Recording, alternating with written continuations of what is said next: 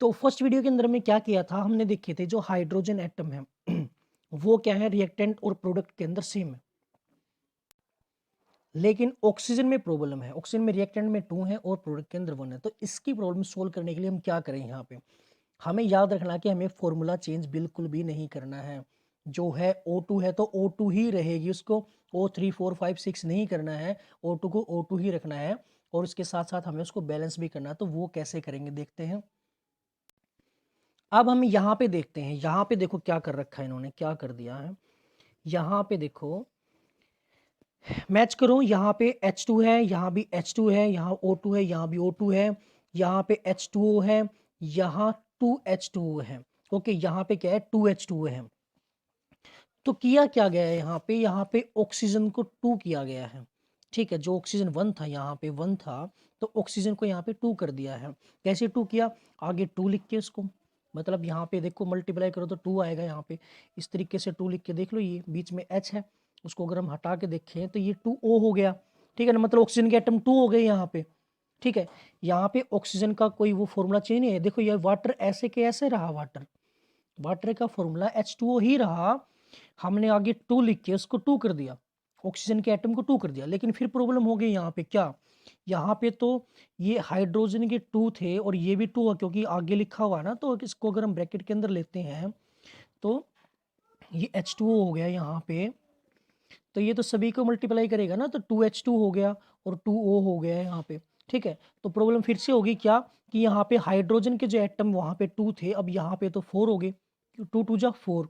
ठीक है, तो ये यहाँ पे 4 एटम हो गए। ऑक्सीजन के तो ठीक है बैलेंस हो गए, लेकिन यहाँ पे हाइड्रोजन के फिर से 4 हो गए। तो ये प्रॉब्लम होगी। तो इस प्रॉब्लम को सोल्व करने के लिए हम क्या करेंगे, इस प्रॉब्लम को सोल्व करने के लिए हम क्या करेंगे, ये जो रिएक्टेंट के अंदर हाइड्रोजन एटम है, यहाँ पे भी 2 लिख देंगे।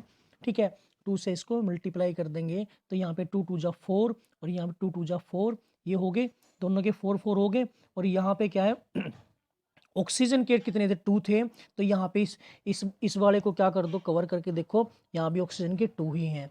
अब यहाँ पे ऑक्सीजन के 2 ही हैं। ओके, तो हमने क्या कर दिया, इस इक्वेशन को बैलेंस कर दिया गया है। ठीक है, तो यहाँ पे देखो सेम वही चीज़ लिखी हुई है।